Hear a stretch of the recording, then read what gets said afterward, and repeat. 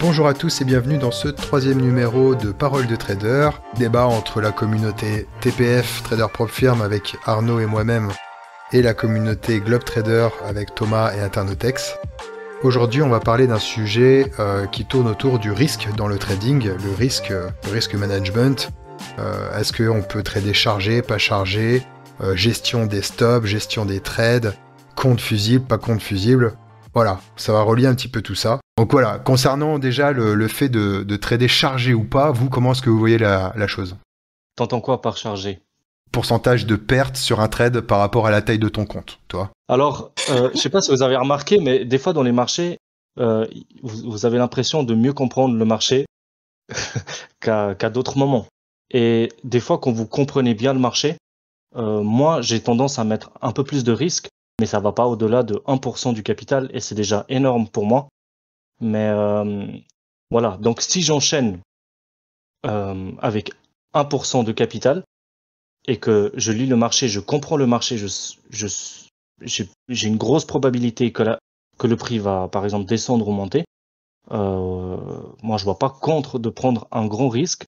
Mais après, si, admettons, je le perds, si, admettons, je me fais stop loss, bah en fait, ma psychologie, c'est de descendre et de pas faire 1%, du coup, de redescendre à 0,2% et de remonter jusqu'à compenser mes pertes. Et à partir de là, j'arrête. Puis demain est un autre jour. Et donc du coup, tu as la psycho pour faire ce genre de choses, ou parfois le fait de jouer gros, ça va impacter, on va dire, tes émotions et tu pourrais être tenté à tilter. Alors ça, franchement, au début, je faisais ça, mais après, au fil du temps, bah, avec l'expérience, tu commences à comprendre que ça sert à rien de jouer avec les émotions parce que tu sais qu'il y a des gens qui sont beaucoup plus intelligents que toi sur les marchés. Et puis, tu peux pas jouer contre des riches qui sont beaucoup plus intelligents que toi, qui ont plus d'expérience que toi. Donc, à un moment donné, il faut admettre la perte. Et c'est ça, je pense, la psychologie pour les débutants qui devraient se concentrer, c'est surtout d'apprendre à perdre et accepter de perdre en trading. Voilà. Je suis plutôt de la psychologie de partir sur un risque fixe parce que il y a toute la dimension du fait que des fois, tu as une conviction, tu as l'impression d'avoir une conviction forte alors qu'en fait, c'est potentiellement l'ego qui te joue des tours parce que juste avant, tu as pris une ou deux pertes. Et en fait, la forte conviction vient du fait que tu as perdu et que tu as envie de te refaire. Donc, moi, pour me protéger de ça, je reste en low fixe. Après, je suis pas contre dans le fait que si tu es dans une bonne période, que tu as clôturé des gains, que tu as mis des gains de côté, potentiellement, le prochain trade, tu peux le jouer avec une exposition un peu plus grande. Et au pire des cas, s'il passe pas, tu retapes un peu dans la perf que tu as fait juste avant. Mais ça impactera moins la psychologie, je pense, faire dans ce sens-là. Ouais. Ouais, désolé, je parlais pas trop parce que j'étais en train de gérer un long sur le NQ là. Ouais, en fait, c'est un truc sur lequel on a pas mal discuté dans le Discord TPF, et c'est vrai que la gestion du risque, en fait, tu peux la prendre à différents niveaux, et on en discutait il y a pas longtemps, Oswald. Pour moi, il y a trois niveaux. À quel niveau on peut réfléchir à son risque? Et il y en a trois en fait. Le premier, et qu'il faut pour moi absolument pas qu'un débutant adopte, c'est de réfléchir à son risque de trading par rapport au coût de l'évaluation et de l'activation d'un compte fundé. Donc on a l'exemple chez Apex, on peut dire que hors énorme promotion, une évaluation ça te coûte $130, pardon. L'activation d'un compte c'est autour des 150. Donc en gros tu dépenses $180 à supposer que tu réussis du premier coup pour ton compte fundé, pour ton éval et ton compte fundé, et après tu peux gérer ton risque par rapport à ça. Et si tu fais ça, tu peux prendre des risques hallucinants parce que $180, c'est un take profit sur un NQ.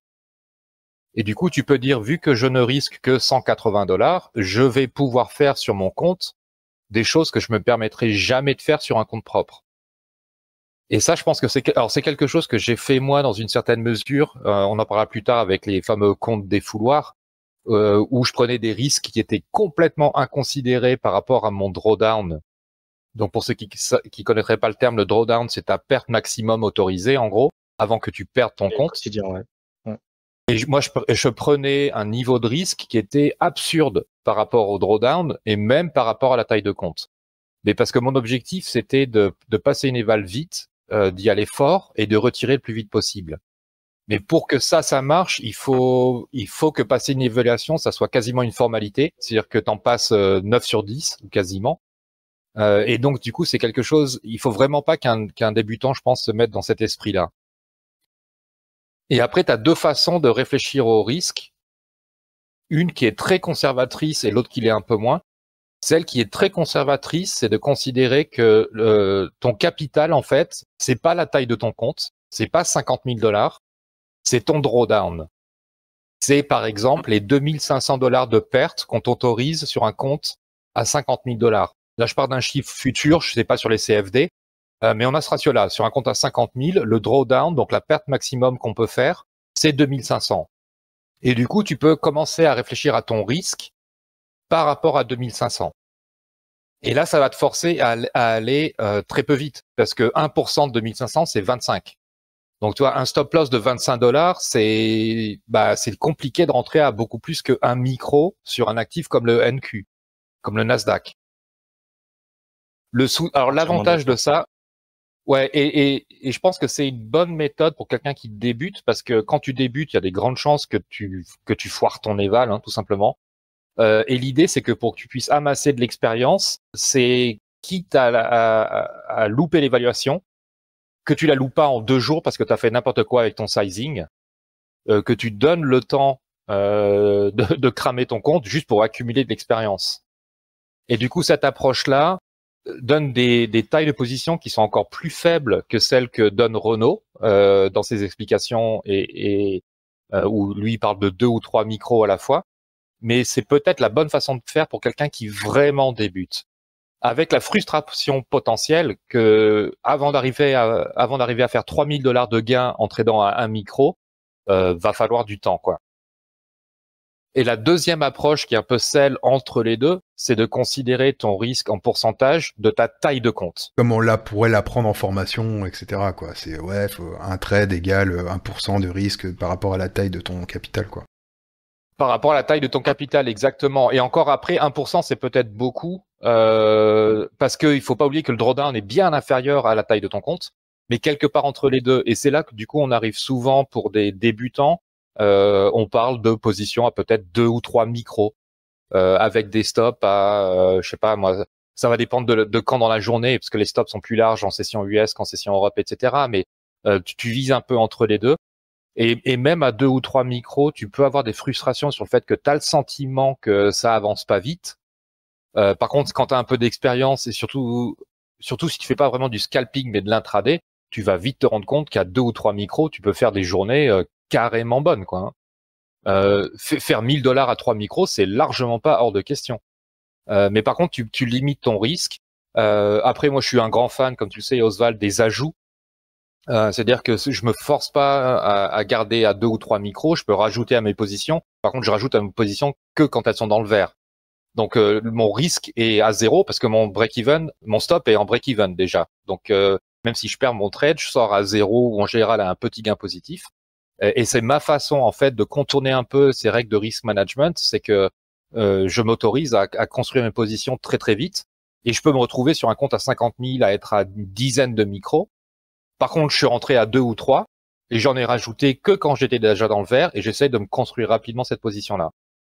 Mais voilà, donc le risk management, en fait, comme je sais plus qui l'a dit, mais plus on débute, plus il faut être intransigeant là-dessus, parce que ton but, c'est de préserver ton capital et de pouvoir trader demain, en fait, tout simplement. Exactement, c'est vraiment d'être dans l'état d'esprit où quand bon là on va parler pour les débutants, mais de trader comme si tu allais trader le compte d'un tiers, de manière plutôt pro, quoi, et pas forcément à la propre firme, parce que la propre firme, ils ont des stratégies de marketing, de promotion qui te font consommer, surconsommer, mais au final, si tu restes bloqué dans cet état d'esprit-là, tu t'avances pas. Faut pas que ça te fasse prendre des mauvaises habitudes sur le long terme non plus. Si un jour tu repars sur un compte perso. C'est un commentaire que tu avais fait, Thomas, la dernière fois. C'est le côté. Le problème, c'est que si tu réfléchis à ton risque par rapport au coût de l'éval et au coût de l'activation, alors le coût de l'éval, c'est encore pire parce que quand on prend les promos les plus abusés qu'on peut trouver, c'est 15 $ l'évaluation. Mais si tu trades avec en tête que ton risque c'est 15 $, tu vas faire n'importe quoi quelque part. Surtout quand tu débutes, parce que tu dis bah si je la crame c'est pas grave, j'en prends une et YOLO 2 mini sur un compte où j'ai 2500 de drawdown et en session US tu vas cramer 5 comptes par jour quoi si tu fais ça. Donc faut vraiment avoir la discipline comme là on en avait discuté dans un autre podcast, comme là quelqu'un comme Ira, c'est quel que soit le prix de ton compte, tu dois déterminer des règles. Les règles, comme j'ai expliqué, pour moi, considérer le drawdown, c'est un peu extrême parce que là, tu vas vraiment aller peu vite et il faut quand même que ça reste quelque chose de motivant et où tu peux gagner un peu par rapport à ton objectif. Mais c'est de gérer, de garder des niveaux de risque raisonnables et de complètement mettre de côté le fait que ça coûte pas cher, entre guillemets. Alors, c'est moins vrai en CFD parce que je sais que chez vous, les coûts des évals sont beaucoup plus élevés, donc tu vas faire moins n'importe quoi, mais en futur, je pense qu'on a tous, enfin tous ceux qui ont un peu d'expérience, le nombre d'évaluations passées, ça se compte en centaines, pas en dizaines. Ah ouais. Sur FTMO, moi, quand j'ai débuté, j'ai cramé plusieurs comptes. Et à ce moment-là, c'était quoi, il y a un an, j'avais un rabais, je pense, de 30%. Et puis, je me rendais pas compte, mais en fait, je trouvais que c'était pas trop cher pour un compte à 50K, à 100K. Et du coup, t'as raison, exactement. Je peux confirmer ce qu'il dit parce que quand j'ai commencé à faire mes évaluations sur FTMO, j'ai brûlé peut-être une dizaine de comptes jusqu'à ce que je comprenne. Et puis après, voilà. Donc, je pars du principe On a toujours beaucoup que plus de faut risques à perdre. l'époque aussi, je crois. Ouais, faut beaucoup perdre pour avoir de l'expérience. Je pars de ce principe, moi.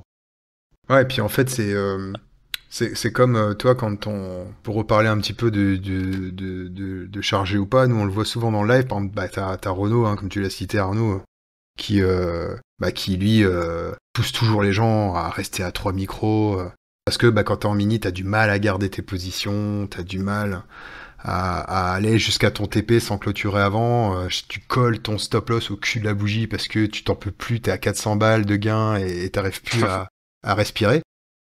Et mais il a beau le répéter souvent et les gens le savent pertinemment que de trader en mini, surtout quand t'es dans une phase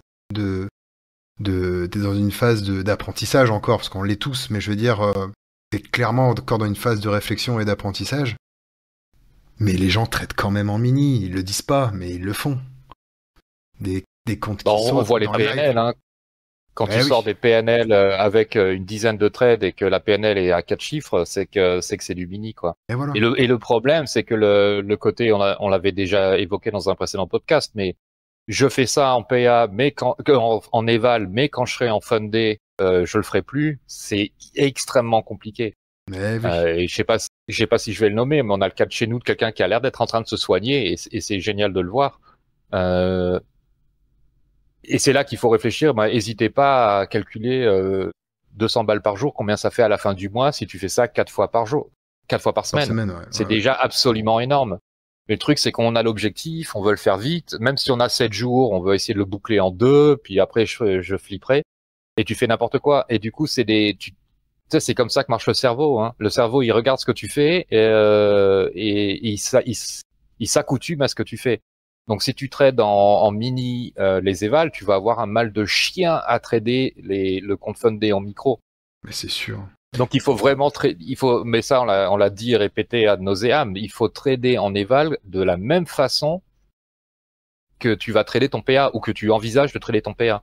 Sinon, tu prends des mauvaises habitudes et c'est quasiment impossible de se passer de ces habitudes-là. En PA, tu frappes, mais tu feras pareil. Tu commenceras en micro, puis tu seras frustré de voir que si je l'avais pris Une fois que tu vois les chiffres s'afficher qui sont plus... toi, zéro, c'est ça. Psychologique. Donc, exactement.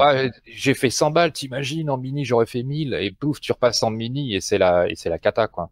Tu fais moins 1000. Après, il y a une donnée qu'on n'a pas pris en compte du tout, et du coup, c'est super importante, c'est par rapport à ta stratégie aussi, parce qu'on dit prendre 1% de risque pour certaines stratégies. 1% de risque, c'est énorme. Pour d'autres, ça sera rien du tout, parce que si tu as une stratégie à 30-40% de taux de réussite, tu sais très bien que tu peux te manger 5, 6, 7, 8, qu'à 10 pertes d'affilée avec un 30-40% de... Donc si tu commences à jouer avec 3%, là le risque il est énorme, mais si t'es plus une optique scalping ou t'as un taux de réussite de 80-90%, à prendre des risques de 3% par trade, c'est pas spécialement déconnant parce que tu sais que la probabilité que tu manges 2-3 pertes de suite, elle est très faible mathématiquement.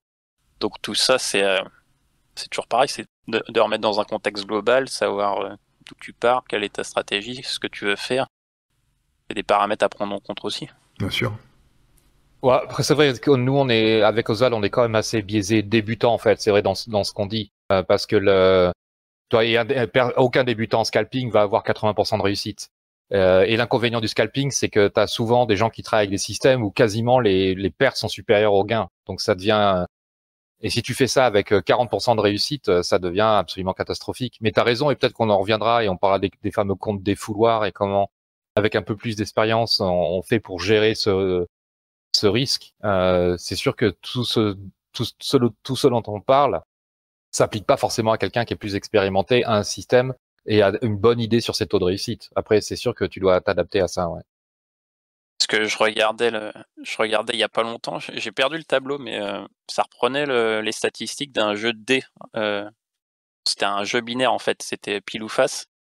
Donc 50% de taux de réussite factuellement. Et les séries de pertes pouvaient monter avec un taux de probabilité de 50% de réussite, ça montait de voir du 5-6 et ça montait à plus de 10 pertes d'affilée potentiellement, tu vois, avec une stratégie 50%. Donc ça à prendre en compte, comme tu disais, si on Dradon max, si tu le divises par exemple 10 trades, tu te donnes 10 chances de pouvoir prendre 10 SL et d'être encore là, tu vois. Donc le taux de réussite dans ta méthodologie est un facteur important pour terminer le risque aussi. Ce que tu dis, c'est intéressant, parce que tu le vois, ça. Alors pour ceux qui... je vais passer 2 minutes à parler ça à ceux qui l'ont déjà fait, mais quand tu montes des stratégies algorithmiques, avec des stratégies builder ou autres, tu vas monter une strat qui va te donner des super courbes de résultats, avec des beaux ratios et tout. Puis quand tu regardes les trades dans les détails, tu t'aperçois que des fois, tu as des successions de 20 trades perdants. Tu vois ? Et ça, en fait, faut le calculer, faut le voir, parce que du coup, si tu es dans une stratégie où tu as... un drawdown fixe, un drawdown classique, tu te fais éjecter, quoi. Alors que la strat est bonne. Pour exposer dès le début, ta stratégie elle serait gagnante, mais si tu as la mauvaise exposition, ça va te rendre la stratégie perdante. Il y a un facteur chance. Ça dépend de quand. Ouais, c'est ça. Quand arrive la période de drawdown aussi. Tu la manges dès le départ sur la création de ton compte. Ça va pas être la même chose que si tu as déjà capitalisé un peu et que tu te manges les 10 pertes d'affilée plus tard. Ouais. Il y a toute une partie de chance, comme tu dis aussi, dans le trading. Question, par rapport à vos trades, quand vous prenez un trade, est-ce que vous prenez des partiels? Parce que moi, je trouve que ça a amélioré, en tout cas, ma rentabilité en trading, c'est de prendre toujours des partiels, en fait, parce qu'on n'est pas toujours sûr de prendre des TP. Et je voulais avoir votre avis, en fait, comment ça se passe chez vous? Vous attendez d'être TP ou... Moi, j'ai pris la décision de ne plus avoir de TP. Et de travailler avec un stop loss qui suit la perf. J'essaye de travailler encore une fois comme suite à une discussion avec Thomas de ne pas sortir franchement tout de suite vraiment parce que je suis au cul de la bougie, mais plutôt de sortir quand le marché montre des signes avant-coureurs que ça pourrait être la fin d'un mouvement, par exemple une bougie pleine de volume qui arrive sur un niveau opposé. Et là, tu te dis, peut-être que là, je peux commencer à coller mon stop au prix parce que c'est possible que ça se renverse et non pas coller le stop tout de suite. C'est là-dessus sur lequel je bosse en ce moment. Mais non, je fais pas pour répondre à ta question, je fais pas du tout de partiel. Moi, je suis un gros fan de Tom Hugard, le Danois, et je suis en pleine discussion philosophique avec moi-même. Alors, j'ai pas de TP non plus parce que la philosophie du mec, en fait, c'est que le risque, tu le contrôles. Tu peux mettre ton risque à $100, à 150, à 200, mais ton TP, tu le contrôles pas du tout. T'as aucune idée du potentiel d'un trade. Alors tu peux avoir des cibles, certes, mais tu sais pas du tout si ça va y aller ou pas. Et moi, je suis un gros adepte. Donc j'ai des TP que j'utilise très peu. Je pense que 95% des fois, je sors sur stop. Et je travaille avec des approches de stop suiveur, ouais, qui revient à prendre des TP partiels en fait. Parce que souvent, je vais essayer de rentrer à plusieurs contrats et je vais avoir une série de stops qui va suivre assez serré, notamment quand je suis content de la PNL, et ma deuxième série de stops qui va suivre de plus loin, qui va vraiment essayer de choper les intradés. Parce que oui, on devrait peut-être préciser d'ailleurs que quand Oswald parlait ou quand je parle, on n'est pas scalper avec TP fixe, etc. On est beaucoup plus à la recherche d'intraday que de scalp. Et ouais, non, les TP, c'est super rare. Faut vraiment, je sais pas moi, si c'est un niveau hyper évident, une VWAP ou je sais pas, mais et encore les VWAP, combien de fois que ça se fait traverser. Donc ouais, moi pas de TP, alors surtout pas de TP fixe, principalement des stop suiveurs, ouais. J'étais de la psychologie aussi de prendre, comme il s'était le dit, hein, tu prends des partiels. On voit beaucoup ça aussi sur Internet, mais quand je vois mon mentor faire, il absolument jamais de partiel. Et quand on y réfléchit, des fois, il y a beaucoup d'avidité. On sait qu'un niveau va réagir souvent. Et à pas vouloir prendre ses gains, on en rend pas mal. Et quand tu cumules ça au fur et à mesure des journées, des semaines, ça pèse lourd dans la balance en fait, des fois de pas prendre ses gains. Et parce qu'on sait très bien en plus que la merveille, c'est les intérêts composés. Donc c'est ce qu'il fait aussi. Il capitalise, il prend ses gains. Il a des stop suiveurs suivant les phases de marché, mais il a aussi des zones de TP où il prend tout, et puis même si ça part plus loin, c'est pas grave, il a pris ce qu'il avait à prendre. Et, donc moi, ça remet beaucoup en question les croyances que j'avais par rapport à ça. Ouais, mais c'est pour ça que moi je débat avec moi-même ce que dit Tom Hougard. Le truc, c'est que si tu utilises des stop suiveurs même assez larges, c'est vrai que souvent ça va revenir et tu vas te faire sortir sur ton stop. Mais il suffit d'une fois par semaine où le trade part pour de bon, tu suis tes stops et ça s'arrête pas d'aller dans ton sens. Tu vois, c'est la fois où tu vas faire le trade de l'espace, ça va te les récupérer tes petites pertes latentes parce que t'es pas sorti sur TP à la VWAP, t'as mis un stop 10 points en dessous et du coup t'es sorti 10 points en dessous du top. J'étais d'accord avec ça, sauf qu'en fait on est dans un mode, du coup un peu plus espoir. Moi je l'ai vécu ça aussi, un peu plus espoir en attendant le trade qui va te donner 10 R. En attendant, ta psychologie elle prend potentiellement un peu un coup parce que tu clôtures pas des gains, ta courbe de capital elle monte pas forcément. Et en plus potentiellement le jour où les 10 R ils vont se présenter, si ta psychologie en a pris un coup, tu vas peut-être pas potentiellement pas réussir à le tenir. Ah, c'est intéressant. Alors que dans un sens inverse, si tu as capitalisé, clôturé des petits gains, tu vas être plus enclin à laisser un trade tourner. Je suis pas convaincu, moi. Fait le travail. Parce que le truc, c'est que si tu encaisses beaucoup de petits gains, le moindre retour, tu sors. Et moi, en fait, je te parle pas de laisser un stop à break-even. Hein. Je te parle bien de faire monter un stop. Mais disons que, je sais pas, je suis dans un super trade, j'ai déjà fait 30 ou 40 points. Il reste 10 points pour aller à la VWAP. Je pourrais mettre un TP sur la VWAP, mais plutôt que faire ça, je vais mettre mon stop suiveur 15 points en dessous. Tu vois ce que je veux dire? Donc, mon gain, mon trade est dans le vert, mais je suis prêt à rendre un peu de gain latent pour lui donner une chance de faire 100 points, quoi. Ouais, bien sûr. Ça, d'accord. Mais des fois, on sait très bien qu'on arrive sur une zone où on devrait prendre ses gains et on le fait pas forcément. On est dans l'espoir que ça transperce. Ouais. Et souvent, ça revient proche de ton stop où tu sors avec un petit gain, tu prends 0,5 R alors que tu aurais dû prendre 2%. Et en fait, c'est ces 1%, 2% que tu laisses de côté à chaque fois qui font. Après, comme on disait, c'est par rapport à moi, j'ai toujours ça en tête, mais quand je dis petit gain, en fait, c'est ratio de même 0,5, 1, 2%. De les prendre, c'est si le marché dit de les prendre et pas d'attendre spécialement un 5 R ou un 10 R en fait à chaque fois. C'est ça la proportion en fait. Après, là où ICT te rejoint, et c'est ce que je fais des fois quand je trade en swing, c'est, admettons, j'ai pris, mais ça c'est sur les FT, moi, admettons, j'ai pris 10 lots, d'accord? Et que j'en vends 8 en prenant des prises partielles. En fait, 2, je les laisse tourner, quoi, parce que je sais que c'est haussier, je les laisse tourner en changeant à chaque fois mon break-even. Et ça, c'est la méthode ICT, et c'est ce qu'il nous conseille de faire. Et des fois, je le fais. Ouais, tu laisses un petit Donc, reliquat, voilà. Voilà. Au moins, j'ai pris mes gains, je laisse tourner, et puis voilà. hmm. 2-3 jours. Mais c'est ce que tu fais un petit peu, Arnaud, ça aussi, Ouais, ça ressemble. Ouais, ce strat-là, tout à ouais. fait. Moi, je sais que je visualise quand je rentre parce que je trade pendant les US en 5 secondes, et quand je rentre sur le marché, je visualise par exemple, si je suis à l'achat, une imbalance, un trou qu'il y a au-dessus, dans l'unité de temps de. En fait, je visualise, mais je mets pas de TP dessus. Par contre, c'est une zone que il y a de fortes chances Tu veux qu'elle aller attire, chercher. ouais, qu'elle attire le prix.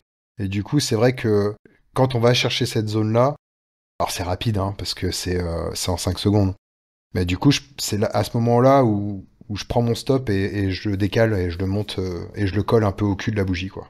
Tout ça, c'est adapté en fonction des phases de marché, C'est ça. la structure immédiate. Bah, tu peux pas c'est impossible d'avoir de règles fixes. Mais... Et je pense aussi qu'il faut surtout pas oublier le côté statistique des récurrences de marché. Ça veut dire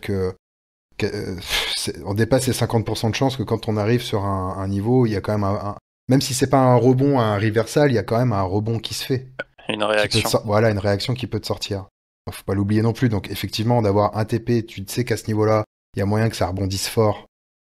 Bah, tu mets un TP, soit un TP partiel qui couvre quasiment la totalité de ta prise de bénéfices. C'est ça, parce qu'en fait, moi, ça m'est arrivé trop souvent. Tu sais, tu arrives sur un support, t'es vendeur, et il y a une réaction sur le support, et ça retrace un peu. En fait, tu sors à la fin du retracement et tu as mangé une partie de tes gains, en fait. Et bah, le prix finit par casser quand même. T'as rendu beaucoup parce que t'es sorti au pire moment, en fait, sur le retracement, en pensant que le support, en fait, il avait tenu. Et là, t'en rends, alors que si t'étais sorti plein sur le support, ah, t'aurais pas laissé 1%. C'est les pourcents que tu laisses en cours de chemin, en fait, qui, bout à bout, au bout de semaines, mois, ça te transforme un compte et une performance, quoi. Et toi, internaute, quand tu prends par exemple 8 sur 10, tu sais que tu clôtures 8 sur 10, tu le fais aussi quand t'es en scalp ou c'est vraiment sur des positions plus long terme que tu fais ça? Non, à court terme, non. Ouais, voilà. Ça sert à Parce qu'il rien. y a quand même. Il y a ça Ouais. aussi, c'est-à-dire que le compteur tourne beaucoup plus vite quand t'es. La rapidité d'exécution et tout ça, non? Ouais. Ouais. Qu'est-ce que vous pensez, vous, le fait que, admettons, vous avez 10 comptes chez Apex, vous avez un daily win de $800, vous tradez en mini, vous avez un bon trading, vous avez fait vos $800 et puis vous avez encore envie de trader, mais vous ne voulez plus toucher à vos comptes. Donc là, pour ça, vous avez passé une éval sur un compte spécial que vous allez appeler compte fusible ou compte défouloir ou ce que vous voulez, pour faire le compte dessus, pour se lâcher, parce que vous avez respecté les règles avant, donc là, vous vous lâchez. Moi, je vous donne mon avis juste 2 minutes. Je pense que c'est une mauvaise idée. En fait, le problème avec le compte défouloir, c'est que il y a ce facteur chance qui peut être là, et vous pouvez avoir de la chance et rentrer à 5 mini, j'en sais rien, et faire 1400 sur un trade. Voilà, parce que vous êtes rentré au bon moment. Moi, je pense que c'est une mauvaise idée dans le sens où ce gain va donner une mauvaise information au cerveau. Et en fait, votre cerveau il aura envie de répéter. Vous avez vu que vous allez avoir votre décharge de.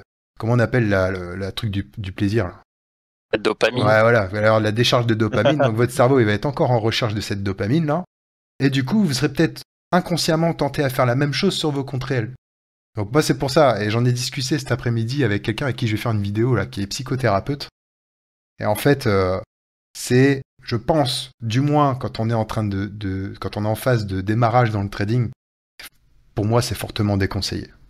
Maintenant, je sais pas ce que vous en pensez, ça peut avoir des avis. J'ai rien à dire, t'as tout dit en fait. T'as exactement tout dit, Ouais. t'as carrément sorti les mots de ma bouche. Alors que moi, je suis un grand fan de ces comptes-là, je dois avouer. Non, en fait, ce qui s'est passé dans mon cas, c'est que j'avais une phase fin de l'année dernière, en fait, où je prenais des comptes assez gros et je les tradais un peu comme j'expliquais au tout début. C'est-à-dire que passer l'évaluation, c'était une formalité. Je crois que mon record, c'est 21 minutes pour un 100 000. Et du coup, ça coûte pas grand-chose. Donc, je passais mes évals vite. J'allumais fort dans le but de faire un gros retrait. Et c'est pas grave si le lendemain du gros retrait, je cramais mon compte, etc. Et j'ai décidé de m'éloigner de ça en prenant des comptes plus petits, en prenant plusieurs et en tradant assez petit sur ces comptes-là. Donc là où j'étais à 2, 4, 6 mini, je suis passé à 2 ou 3 micros. Et en fait, j'ai eu la frustration, malgré le fait que tu les copies, et que c'est sûr que si tu fais 3 micros fois 20, en fait, c'est beaucoup plus que ça en réalité. Mais j'ai pas commencé avec 20 comptes, et j'ai eu beaucoup de mal à m'adapter à l'idée que, toi, $100, c'était un super résultat pour un trade, alors que d'habitude, c'était 1000, qui était un super résultat pour un trade. Et en fait, je me trouvais et ça c'était un défaut de ma part, hein, à me tenir à ma stratégie qu'on va appeler mollo mollo, c'est comme ça qu'on l'appelle chez TPF, où on trade petit avec des objectifs petits, mais c'est compensé par un nombre de comptes. Toi, si tu fais $100 sur un compte, mais qu'en fait t'as 20 comptes, ben t'as fait un peu plus que 100. Et en fait, j'étais frustré par le fait d'avoir au départ que 5 comptes j'avais pris. Et de me dire, tu vois, j'ai bien bossé mes setups, j'ai bossé toute la journée et j'ai fait, je vais pas trop sortir de chiffres, mais toi, j'ai fait 10 au lieu de faire 100. Et en fait, j'ai dû continuer à avoir ces comptes. Alors, il va falloir qu'on réfléchisse à comment on les appelle, parce que défouloir, je crois que c'est moi qui utilisais le mot en premier et je l'ai vite regretté parce que c'est pas tout à fait ça. Mais c'est un compte avec une prise de risque supérieure, tu vois, sur laquelle je pouvais faire mes scores précédents. En prenant plus de risques en pourcentage, donc avec plus de chances de les cramer. Et je sais qu'en fait, pour combattre la frustration que j'avais à avoir des petits chiffres, qui m'a mené sur mes comptes à petits chiffres, à des fois craquer, passer en mini et faire des conneries, à me dire, OK, une fois que j'ai atteint mon daily win, un chiffre avec lequel je suis satisfait, mais qui me paraît un peu petit sur mes comptes sérieux, j'ai mon autre compte à côté, sur un compte 3 fois plus gros, un compte à $150 000 par exemple, où je vais trader en mini, où je vais essayer de taper des PNL assez importantes. Et c'est ce qui m'empêchait en fait de déconner sur mes comptes sérieux. Donc c'est pour ça qu'on l'appelait compte défouloir. Et en fait, c'est pas un compte sur lequel je rentre à 10 mini et je fais n'importe quoi. C'est juste un compte sur lequel j'ai des paramètres de risque qui sont plus agressifs. Voilà, mais ton setup, lui, n'a pas changé. Le setup a pas changé. C'est la même politique de les stop loss sont pas plus loin. Ils sont plus gros en dollars, mais ils sont pas plus loin. En taille de position, enfin c'est toujours la même technique. Je rentre à 1 ou 2 contrats. Si ça marche, j'en rajoute 1 ou 2. C'est juste qu'en pourcentage, de risque, c'est plus élevé que sur mes comptes multiplié par 10. Mais j'ai multiplié par 10 alors que mon drawdown n'est pas du tout multiplié par 10. Le drawdown est à peine multiplié par 2, quoi. Donc tu vois, en termes de risque, on peut presque voir ça comme c'est 5 fois plus de risque. Et je sais que je continue à le faire. Après, c'est parce que j'ai aussi ça marche, quoi, sur ces comptes-là. Mais parce que je me suis trop pris souvent à faire n'importe quoi sur mes comptes sérieux, ou alors, comme tu l'as dit, Oswald, avoir atteint mes daily wins et plus vouloir y toucher pour pas déconner. Mais voilà, si quand t'as fait ton daily win à 10 heures du mat, ouais, tu te creuses les doigts, quoi. Donc c'est comme ça que moi j'entendais. Alors le compte défouloir, c'est pas bon, parce que le défouloir, ça veut dire ça passe un peu le message. Quoi, ouais. Voilà, mais alors c'est pas du tout ça l'idée, quoi. Mais c'est mon compte anti-frustration et c'est mon compte touche pas à tes comptes sérieux, mais il te reste ce compte-là pour trader, quoi. Et les gars du Forex, là, CFD, vous avez pas ça, vous, du coup? Parce que ça... Bah non, ça n'existe pas. Ouais, voilà. Mais du coup, tu entraînes tes émotions, ta psychologie aussi, et puis, ouais, ok. C'est intéressant. Ton point de vue, maintenant, ça fait réfléchir, mais ouais. Après, je pense qu'honnêtement, c'est à chacun de voir si c'est quelque chose qui peut l'aider ou pas. Il y a des gens qui en ont absolument pas besoin. Là, quelqu'un comme Thomas, vu le sérieux qu'il a, je pense pas que ça lui servirait à quoi que ce soit. Mais si tu te rends compte que des fois tu déconnes sur tes comptes sérieux parce que t'as un compte à côté qui est éventuellement un peu plus gros, sur lequel que tu continues à trader, quoi. Et avec cette idée c'est pas très grave si je le crame. Il s'agit pas de faire n'importe quoi et de le cramer, mais c'est pas très grave. C'est pas mes comptes sérieux. Et de temps en temps, tu fais des retraits qui te financent tes prochains comptes sérieux, etc. Et moi, je sais que, et encore au jour d'aujourd'hui, ça continue à m'aider au point tel que maintenant, j'ai pas un compte défouloir. J'ouvre dans d'autres prop firms. Alors, c'est même pas la même prop firm, c'est une autre. Tu vois, c'est que quelque part, je me déconnecte de mes comptes sérieux, je me connecte sur mon compte. Ouais, c'est pas bête, ça. Voilà, et donc c'est pas du tout que j'ai un autre compte. Toi, c'est mon Apex. J'ai vraiment l'impression de débrancher et j'ai pas trop de soucis à passer de l'un à l'autre en fait, au niveau psychologique. Et après, le truc, c'est que, bon, toi, tu as de l'expérience, mais si tu prends, par exemple, donc on va dire ça à toujours pareil, à un débutant, bah lui, il va trader, je pense pas qu'il tradera son compte, on va pas l'appeler le compte des fouloirs, hein, mais je pense pas qu'il trade ce compte de la même manière, et avec le même setup que tu pourrais rentrer. Prends le cas, tu dis, l'autre jour, j'ai essayé de le faire, j'avais fait mon daily win assez tôt dans la journée, j'étais en live avec les autres, et je dis, bon, bah, il n'y a plus qu'à basculer en démo maintenant. 5 minutes après, j'ai dit, bon les gars, je coupe ma plateforme parce que j'arrive pas à... Du coup, j'ai préféré éteindre l'ordi, me barrer, faire du sport, que de continuer à trader ce compte démo que je trouvais inutile. Et en fait, des fois, dans la tête de certains qui débutent ou quoi, ils peuvent considérer ce compte-là des fouloirs comme un compte où vont trader différemment dessus. Ils vont prendre beaucoup plus de trades, beaucoup plus de risques, beaucoup plus chargés. Et j'en reviens à ce que je disais tout à l'heure. Si jamais le trade y passe, bah, c'est là où l'info est mauvaise. Mais Arnaud, toi, t'as une approche complètement différente parce que c'est juste que tu rentres plus lourd sur des comptes plus gros. J'ai longtemps fait d'avoir un compte démo en parallèle de mon compte principal.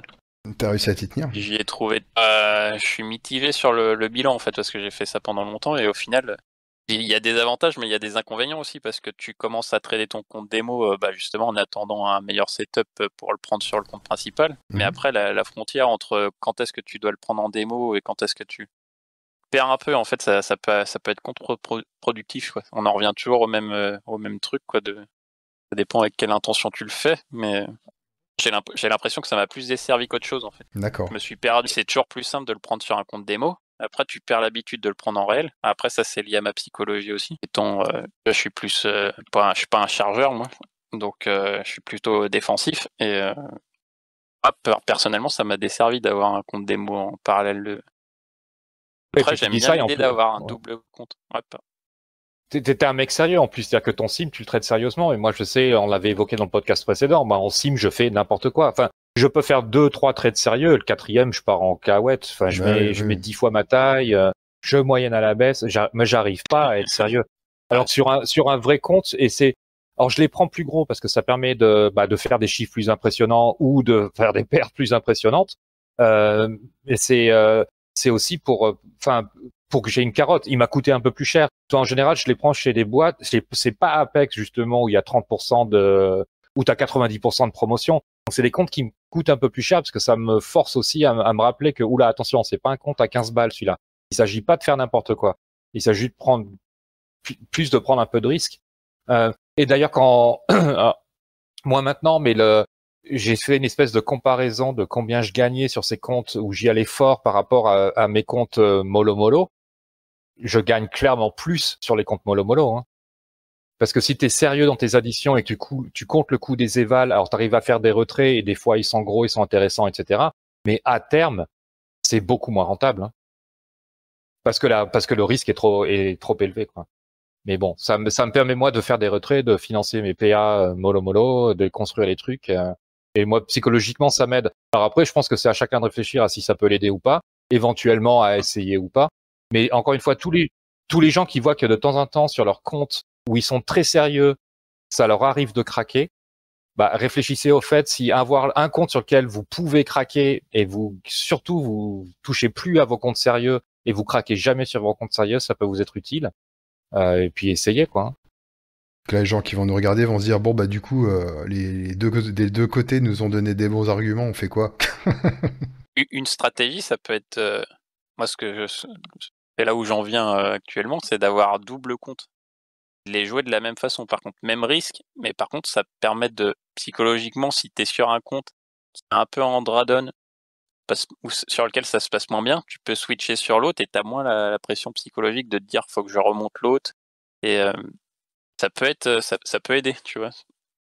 Avoir deux comptes distincts, tu vois. Au lieu de mettre 100 000 €, tu divises ça par deux et tu gères les deux comptes et tu peux switcher de l'un à l'autre et psychologiquement ça peut aider, ouais. Alors, ça c'est peut-être à cause du coût moindre dans les futurs, mais on est quasiment tous en multi-compte, hein. Ah ouais, chez TPF. Ah ouais, c'est clair. Après, t'as ceux qui copient systématiquement, donc en fait c'est comme avoir un compte, c'est juste que tu divises ton risque sur plusieurs comptes. T'as ceux qui ont 20 comptes mais qui les traitent 5 par 5.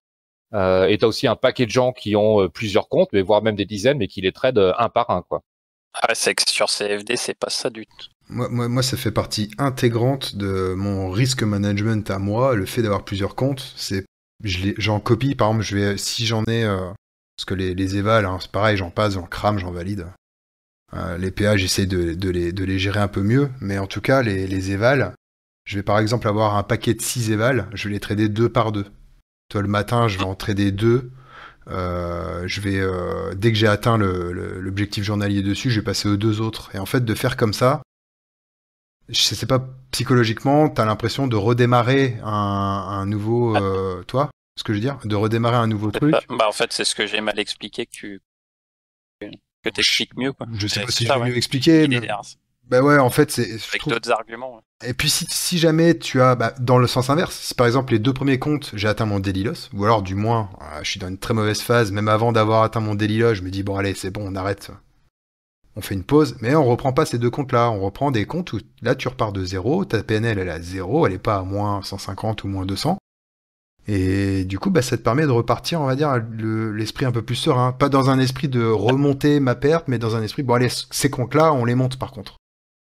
Et ça fait partie T'y reviens quand intégrante. t'es mieux psychologiquement. Ouais. Ah ouais, et j'utilise un copieur de trade pour manager tout ça, et franchement, pour moi, c'est vraiment un truc qui m'aide à pas flancher, et enfin, vraiment, je me sers de ça. Si j'avais qu'un seul compte à trader tout le temps, ce serait compliqué pour moi. Vraiment. Ouais, je connais pas les règles des propres firmes CFD, mais t'as beaucoup de règles de firmes en futur qui t'encouragent à ça, ouais. Notamment d'où les promos, ce qui permet d'en prendre beaucoup, mais dans une boîte comme Apex, on peut avoir 20 comptes, Bullnox 11, et même les boîtes plus sérieuses qui, pendant longtemps, ont été des boîtes monocomptes, maintenant quasiment toutes offrent au moins entre 2 et 5 comptes, on va dire. Donc ça, c'est carrément encouragé, ouais. Et en termes de risk management, c'est génial parce que ça te permet d'avoir un risque en pourcentage que tu peux vraiment contrôler, être vraiment tout petit en risque, mais c'est fois 20 comptes. Donc quand tu prends 20 comptes, l'idée c'est pas de gagner 20 fois plus que sur un compte, c'est peut-être de gagner 10 fois plus, mais avec un risque par compte qui est divisé par 2. Donc on est beaucoup à faire ça et à recommander ça, et c'est là que ça devient supportable entre guillemets pour quelqu'un d'expérimenté de trader avec 2 ou 3 micros. C'est que 2 ou 3 micros x 20, ça fait vite plusieurs mini, quoi. Et sinon, il y a peut-être juste un truc, Oz, parce que je me rappelle qu'on m'avait posé la question plusieurs fois, est-ce qu'un autre paramètre de risque, c'est le fameux daily loss? Et on me demandait comment réfléchir au daily loss, et en fait, j'avais un peu expliqué ma formule. Donc, ça nécessite d'avoir un tout petit peu d'expérience, mais moi, ce que j'avais conseillé aux gars qui en avaient un peu, c'était de regarder leur série de jours rouges la plus longue. Toi, est-ce que dans le mois ou dans les 2 derniers mois, t'as eu ta pire série, ça a été 3 jours rouges, 4 jours rouges, 5 jours rouges?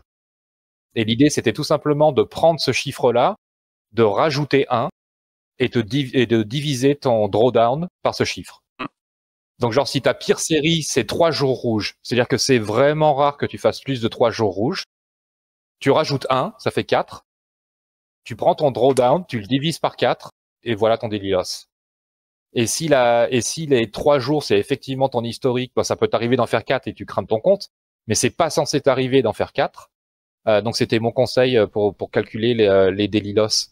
Plutôt que de coller un chiffre. Alors c'est peut-être pas pour quelqu'un qui... Là, tu sais pas forcément c'est quoi ta série, t'en sais rien. Il faut que ce soit déjà il faut que ce soit déjà quelqu'un qui traite avec le même setup tout le temps. Faut pas que ce soit quelqu'un qui change de... Toi. Ouais, ou quelqu'un qui papillonne, mais quelqu'un qui a au moins quelques mois d'expérience pour pouvoir aller regarder son historique et faire ce calcul-là, quoi. Et alors après, si t'as 10 jours rouges d'affilée, ça t'arrive, t'es peut-être pas encore prêt pour les prop firms, hein, tout simplement. Mais après, c'était ma façon de voir les choses, parce qu'on a beaucoup de questions sur c'est quoi un daily loss.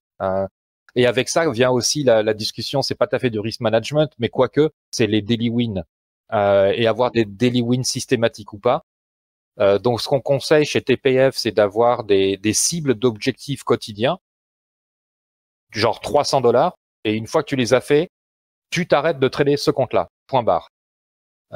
Et ça, c'est aussi une façon de gérer son risque par rapport à ce que tu risques de rendre. Et ce qui arrive très souvent, c'est t'arrives à ton objectif, 300, tu fais 2 mauvais trades, t'es repassé à 200, tu veux absolument retourner à 300. Et c'est ça qu'il faut absolument éviter. Et du coup, cette idée, et c'est là aussi que ça va avec l'idée d'avoir plusieurs comptes, c'est que si tu atteins ton daily win, t'es pas frustré parce que t'as ton autre compte à trader derrière. Et c'est aussi une bonne façon de faire. Par contre, après, ça va vraiment à l'encontre de ce que tous les grands traders, enfin, encore Tom Hoogard pour le citer, apprennent. Et autant je pense que c'est une super habitude pour un débutant, autant c'est une habitude, le plus tôt tu peux t'en débarrasser, le mieux. Parce que forcément, tu te brides. Ouais. C'est une béquille, temporaire, on peut dire. Ouais, donc pour moi c'est vraiment bien, notamment parce que moi je l'ai trop fait ça, hein. Atteindre une somme, repasser dessous, absolument vouloir retourner à la somme du départ, et c'est là que ça finit en autre boudin, quoi. Mais et je précise quand même, parce qu'on parle énormément des daily wins dans notre Discord, parce qu'on a encore une fois plutôt une audience de débutants, mais dès que tu peux t'en débarrasser, il faut absolument le faire, quoi. Ouais, c'est clair. Et toi, Thomas ou Internotex, vous avez pas de limite de gain à la journée? Comment ça se passe pour vous? Si, moi, je suis à 500 en fait. Ouais. Ouais, je me dis 500, j'arrête. Si j'arrive à faire plus, tant mieux. Bah, comme j'ai dit, des fois, je laisse tourner en swing des trades qui tournent. Donc, je laisse ça tourner et je me fais BE au pire des cas. On gain, du coup. Mais sinon, dès que j'atteins mes 500 en fait, et qu'il y a un trade qui tourne, et je sais que je peux être à BE, bah, je laisse tourner et puis, bah voilà, tout simplement. Même si je vais Parce en que négatif. les prop firmes sur CFD, c'est genre FTMO, c'est quoi? C'est 5% des Lilos, c'est ça? Non, Et non, t'as à plus de 10%, limites t'as après. perdu Tu ton parles pour compte. l'évaluation? Tu parles de Ouais, l'évaluation là? L'évaluation, je pense, c'est 5%, ouais. c'est Ça fait un ça. moment, Et à 10, t'as perdu ton compte. Donc en fait, enfin, tu le prends même pas en compte parce que tu t'exposes pas à prendre 5% de risque par jour sur un. Si à 10, t'es sorti, tu te fais sortir. C'est beau. Oui, Enfin, mais après, l'exposition, elle est beaucoup trop grosse. Ouais. L'idéal pour moi, c'est un jour avec un petit gain, petite perte, gros gain. Ouais. Petit gain, petite perte, gros gain. Il faut pas s'interdire de faire ces jours à gros gain. Et t'as pas besoin d'en avoir énormément, hein. Déjà, un par semaine, c'est absolument fabuleux. Mais si un jour, alors après, il y a certaines firmes qui ont des règles de cohérence du côté des gains. Faut pas que ton jour le plus gros fasse plus de X% de ton total. Mais bon, du moment que tu fais pas 50 fois ton gain habituel, moi je suis vraiment de l'école de si ça fonctionne bien, que t'es dans le flow et que ça marche, non, bah mais ça prend du travail, hein, cette discipline parce que c'est insupportable de rendre de l'argent au marché, entre guillemets. Mais si tu arrives à te discipliner et à réfléchir en termes de Exact. pourcentage de pertes que tu t'autorises, moi c'est comme ça que je le gère en fait, hein. Une fois que t'as Moi, je suis. capitalisé un peu, tu t'augmentes le levier. Bah ouais, hein.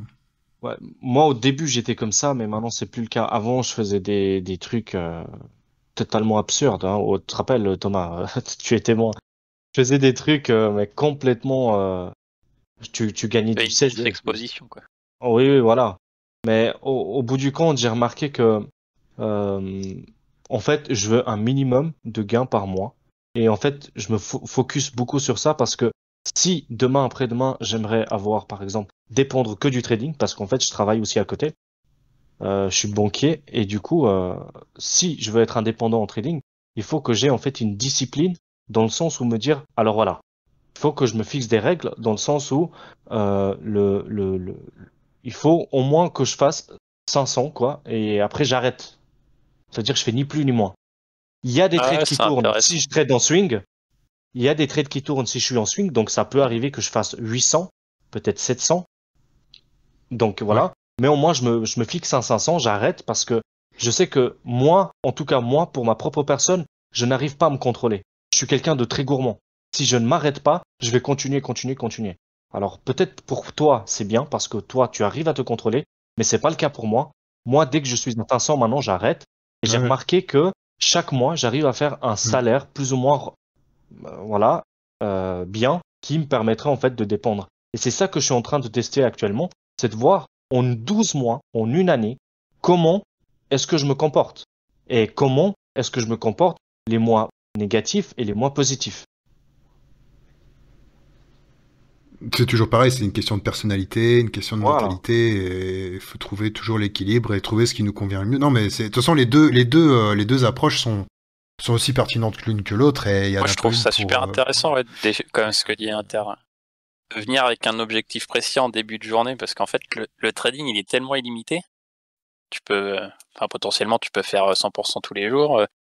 Et on s'y perd. Si tu vas avec un focus de faire, là, toi, tu parlais de 500, mais moi, tu vois, c'est faire 1% du capital par jour. Tu le fais et t'arrêtes. Et tu sais très bien que il y a 20 jours ouvrés dans le mois, tu fais 1% par jour. C'est plus de 20%, parce que si avec les intérêts composés, c'est beaucoup plus que ça. Mais de venir avec un objectif, tu sais pourquoi tu viens, ce que tu as à faire, et ça donne un cadre, quoi. T'as plus de chances de le réaliser, je trouve. Je suis un peu sorti de ça par rapport à un travail un peu que j'ai pendant les vacances pour un peu réfléchir sur un peu hors trading pour réfléchir un peu et moi ce que j'ai fait en fait j'ai pris la décision de plus trader forcément un objectif financier mais plutôt sur le temps. Et en fait je me dis maintenant je fais une session de trading, le matin je vais bosser sur autre chose, sur des vidéos ou autre. Je vais me mettre, je vais assister à l'Open US, je vais regarder un petit peu pendant un quart d'heure comment bouge le marché, et après je commence à trader intensivement pendant 2 heures. Si j'ai fait 40 balles, j'ai fait 40 balles, si j'ai fait 500 balles, j'ai fait 500 balles, mais je ne sortirai plus de ce cadre de temps en fait, que je me suis imposé. Et moi c'est ça actuellement que je suis en train de travailler suite à un petit travail que j'ai fait pendant les vacances. Ça peut en Les objectifs financiers, aussi, c'est pas pour parce moi. que là, je parlais d'objectifs financiers, ils sont illimités, mais le temps que tu peux passer devant les écrans aussi, en fait. Donc, tu te dis toujours, il faut que je reste devant les écrans, parce que le setup magique, il va arriver au bout de 10 heures de trading. Mais si tu te mets pas un cadre... Ton setup, il est plus le même. Tu l'imagines, tu le rêves, le type, tellement. Plus lucide, mais... Est-ce que vous avez quelque chose à ajouter, les gars? Oui, dernière petite chose à ajouter, les gars. Après, en fait, je suis parti sur 500, mais ça ne veut pas dire qu'à l'avenir, je partirai peut-être sur 800. En fait, au fil du temps, que mon capital grandit, forcément, mes objectifs, va grandir aussi également. Donc voilà. Donc le cadre, tout simplement. Et puis de toute façon, le trading, c'est une activité où tu es en constante évolution, et malgré 30 ans, tu peux avoir 30 ans d'expérience et être le big boss sur les marchés, tu continueras toujours d'apprendre et d'évoluer, donc c'est ça qui est aussi qui fait partie du job, quoi. On a pas mal, je pense, de trucs sympas à faire devant nous. Merci les gars. Merci à toi. Merci à vous. Merci Arnaud, merci Thomas. À vous. Et puis on vous dit à la prochaine. Ciao, ciao. Salut.